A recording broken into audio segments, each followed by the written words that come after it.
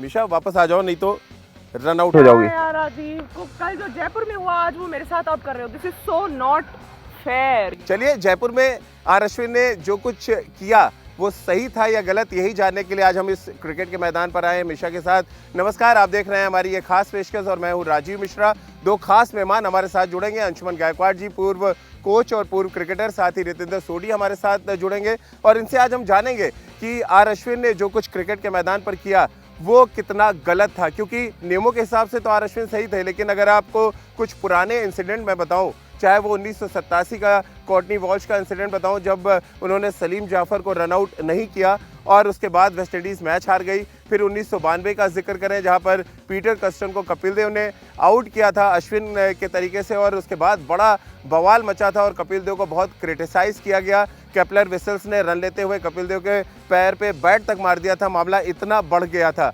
तो क्या ये मामला आगे बढ़ेगा? जिस तरह से प्रेस कॉन्फ्रेंस में अश्विन के बारे में कहा गया कि वो अपने खिलाड़ियों से आंख नहीं मिला पाएंगे, वो भी अपने आप में एक ऐसी बात को सामने रखता है जिसकी वजह से भविष्य में क्रिकेटर्स ये इस तरह के इंसिडेंट ना करें। पहला जो बड़ा सवाल ये कि क्या बॉलिंग एक्शन में आर अश्विन आ चुके थे, क्योंकि अगर आप अश्विन का हाथ देखेंगे तो अश्विन का हाथ नीचे ही था और जबकि उनका हाथ ऊपर जाना चाहिए बॉल को लोड करने की जो हम बात कर रहे हैं।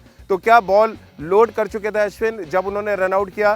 पहला सवाल ये। दूसरा सवाल ये कि अश्विन ने इस एक्शन में आके बहुत देर तक वेट किया, क्यों वेट किया? वो इंतजार कर रहे थे कि बटलर क्रीज से बाहर निकल जाए, उसके बाद उनको आउट किया जाए। और तीसरा बड़ा सवाल कि खेल भावना को क्यों अश्विन ने ताक पर रखा? क्योंकि 2 साल पहले की प्रेस कॉन्फ्रेंस में मिशा उन्होंने कहा था कि अगर कोई भी बल्लेबाज उनकी गेंदबाजी के समय अगर क्रीज छोड़ेगा तो वो उसको रन आउट कर देंगे। अब अंशुमन जी हमारे साथ हैं तो पहले उनसे ही रिएक्शन ले लेते हैं। अंशुमन सर, हमने ये पूरा रिक्रिएट करके आपको दिखाया कि कल जो हुआ है, अब आपसे भी यही जानना चाहेंगे कि ये कितना सही था। मेरे ख्याल से देखो, अश्विन ने जो कुछ किया वो एक लेजिटिमेट चीज़ है। क्रिकेट रूल्स होते हैं, क्रिकेट रूल्स के हिसाब के आपको खेलना है और जेंटलमैन्स गेम आप बात करते हो, जेंटलमैन गेम तो अब दूर रह गया है, अब चीज़ें बदल गई है, टाइम बदल गया है, तो उसके हिसाब से ये सब चलते रहता है। और रूल के हिसाब से आप देखो तो अश्विन उसमें कोई रॉन्ग नहीं है। तो चलिए, अंशुमन जी के रिएक्शन आपने देख लिए, रितेंद्र सोढी के भी रिएक्शन लेंगे, लेकिन उससे पहले मिशा एक रिपोर्ट दिखा देते हैं, क्योंकि रिपोर्ट को देखकर बहुत सही तरीके से आप अंदाज़ा लगा पाएंगे कि आर अश्विन ने क्या किया था। नंबर 1 चीज़, जैसा कि मैं पहले कह रहा हूँ कि उनका हाथ ऊपर नहीं गया था, उन्होंने बॉलिंग एक्शन में आकर और क्रीज पर आकर वेट किया और उसके बाद उन्होंने बेल्स को गिराने का काम किया। तो कुल मिलाकर कई तरह के सवाल हैं इस डिसीजन में। अंपायर्स भी घेरे में आते हैं, मैच रेफरी भी घेरे में आते हैं और सबसे ज़्यादा कोई निशाने पर आता है तो वो है आर अश्विन। रितेंद्र, मैं आपसे जानना चाहूँगा, रनअप पे आने के बाद अगर क्रीज पर गेंदबाज है और उसका हाथ ऊपर नहीं गया है तो क्या वो रन आउट करने का अधिकार रखता है? क्या रनअप पे आते ही बॉल प्ले में आ जाती है? और जो कुछ आर अश्विन ने किया, जो रिक्रिएट किया हमने और मिशा ने यहाँ पर, उसको आप देखकर क्या लग रहा है आपको? क्योंकि मिशा में जब इतनी झुंझलाहट थी, मैंने खाली उनको एक तरह से वार्निंग दी थी, यहाँ तो बिना वार्निंग दिए ही अश्विन ने आउट कर दिया बटलर को। यहाँ पे एक बात तो हमें माननी होगी, अगर हम क्रिकेट लॉस की बात करते हैं तो उसमें कोई दिक्कत नहीं है। जिस तरह रन आउट अश्विन ने किया है, जो क्रिकेटिंग लॉज हैं वो अलाउ करते हैं, तो बैट्समैन को सतर्क रहना होता है। अगर वो ज्यादा आगे जाता है क्रीज के तो बहुत बार ऐसा होता है बॉलर उसको वार्न करता है, उसको बोलता है कि आप ऐसा ना कीजिए, लेकिन कल बटलर को आउट कर दिया गया। वहां से पूरी तरह मैच बदला और किंग्स 11 पंजाब इस मैच को जीत गई। सो टेक्निकल अगर बात करते हैं तो यहां पे कहीं ना कहीं अश्विन की कोई इसमें गलती नहीं है, उन्होंने वही किया जो क्रिकेटिंग लॉज अलाउ करते हैं। अब रितेंद्र, मैं भी आपसे ये जानना चाहूंगी कि अगर आप आर अश्विन की जगह होते और मैच जीतने का सवाल होता, वैसे मुझे जवाब आपका पता है कि क्या होगा, पर क्या आप भी यही कदम उठाते, आप ये कर देते? ये बहुत अहम सवाल है, ये इंडिविजुअल टू इंडिविजुअल डिपेंड करता है। आपने पूछा कि मैं करता या ना करता, शायद मैं हरगिज ना करता, क्योंकि मुझे लगता है ये थोड़ा अनफेयर है। बिकॉज आप अगर वार्निंग देते हैं बल्लेबाज को तब तक ठीक है, लेकिन अगर आप उसको आउट ही कर देते हैं और उसके बाद मैच का पूरा जो कहानी है बदल जाता है, I would not have done this, but again ये इंडिविजुअल टू इंडिविजुअल डिपेंड करता है। चलिए रितेंद्र, आप बने रहिए हमारे साथ, अंशुमन गायकवाड़ जी भी हमारे साथ बने हुए हैं और एक बार मिशा फिर रिक्रिएट करके दोबारा से दिखाते हैं और दर्शकों को समझाते हैं कि ये आखिर पूरा माजरा है क्या और क्यों इतना बड़ा विवाद बन चुका है आर अश्विन का बटलर को रन आउट करना। तो आप देख सकते हैं मैं एक बार फिर क्रीज पर आया और जैसे ही बॉलिंग एक्शन में आया हूँ, मेरा हाथ नीचे है अभी तक और मिशा ने क्रीज छोड़ा और उसके बाद अश्विन ने इस तरह से रन आउट करा बटलर को। और ऐसे में अंशुमन जी आपने भी सारा रिपोर्ट भी देख ली, हमने और मिशा ने जो मैदान पर समझाने की कोशिश की वो भी आपने देखा। किस तरह से आप देखते हैं बॉल लोड करने की जो बात हो रही है, क्योंकि उनका हाथ ऊपर हवा में नहीं गया था, ऐसे में क्या वो बॉल प्ले में आ चुकी थी और अगर प्ले में नहीं आई थी डेड बॉल पे कैसे रन आउट दिया जा सकता है, ये हम आपसे जरा समझना चाहेंगे। नहीं देखो, उनके एक्शन जो मैंने देखे तो उनका सवाल ही नहीं था। जो हम कहते हैं ना कि गेंद आप जब डालने जाते हो तो आपका हाथ वेस्ट लाइन से ऊपर होना चाहिए जहां पे लोडिंग होती है। अब लोडिंग तो हुई नहीं है, हाथ तो नीचे बिल्कुल नीचे ही था और ये बाहर निकल गए थे। तो अश्विन ने ये भी सोचा होगा और सोच के बाद में ये किया कि ये हर दफा आगे निकल जा रहे। अंशु जी, वैसे आर अश्विन ने ऐसा ये पहली बार किया हो ऐसा भी नहीं है, तो कहीं उनकी किसी और बात को लेकर झुंझुनाहट तो नहीं है कि इंडिया टीम में नहीं है, हिस्सा नहीं है, तो किसी तरह की फ्रस्ट्रेशन उन पे हावी हो?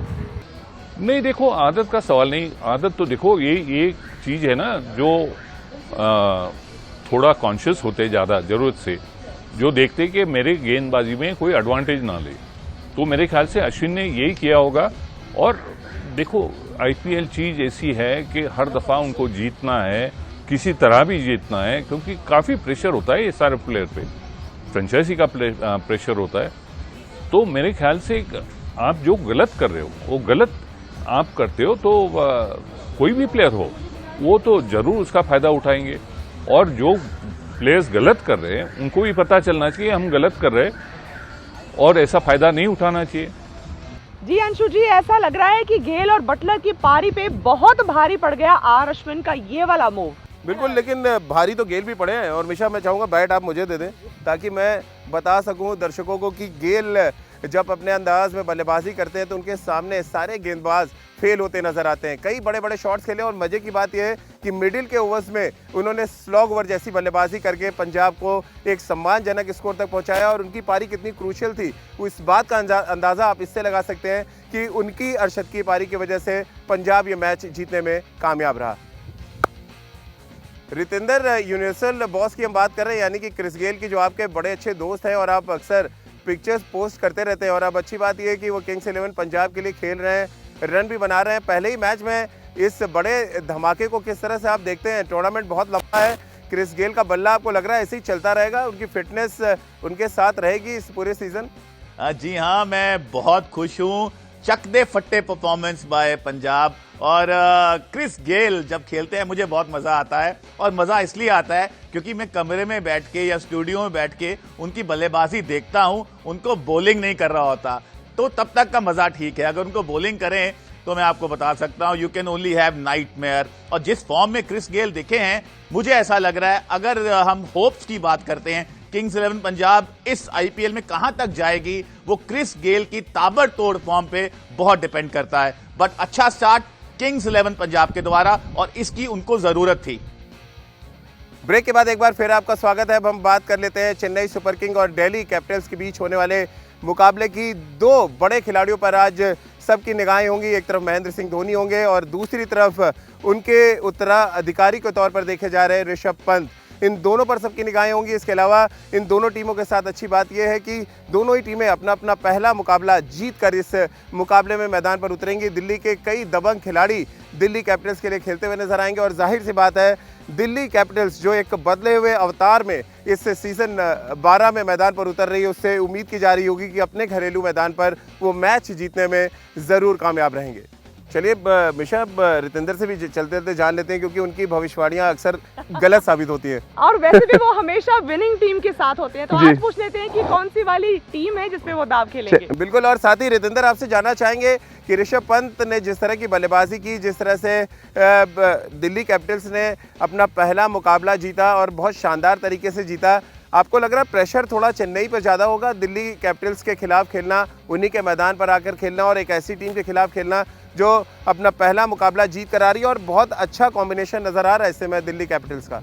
बड़ा मुकाबला है ये। और जब MS धोनी कप्तानी करेंगे शायद वो प्लान बहुत बढ़िया करेंगे कि ऋषभ पंत को कहां पे बॉलिंग करनी है, कहां पे नहीं करनी है। लेकिन ऋषभ पंत की बल्लेबाजी जो उन्होंने पिछले मैच में की है उसको सलाम सत श्री अकाल।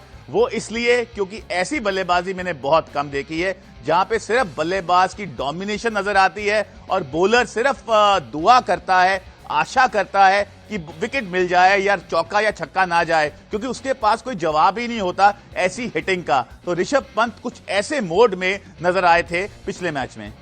चलिए रितेंद्र, चाहे किसी भी टीम के साथ हो, राजीव आज मुझे लगता है मैं तो धोनी की टीम के साथ रहने वाली हूँ। चलिए, लेकिन अच्छी बात यह है दिल्ली कैपिटल्स के साथ कि उनके ज़्यादातर खिलाड़ी अच्छे फॉर्म में नजर आ रहे हैं। वो चाहे शिखर धवन की बात करें, ऋषभ पंत की बात करें या जो फॉरेन प्लेयर्स खेल रहे हैं दिल्ली कैपिटल्स के साथ उनकी बात करें। और ऐसे में इस बात की उम्मीद तो हम हमेशा कर ही सकते हैं कि अपने मैदान पर वो शेर साबित होंगे और चेन्नई को ढेर करने में कोई कोर कसर नहीं छोड़ेंगे। तो क्रिकेट के मैदान से हमारी इस खास पेशकश में फिलहाल इतना ही।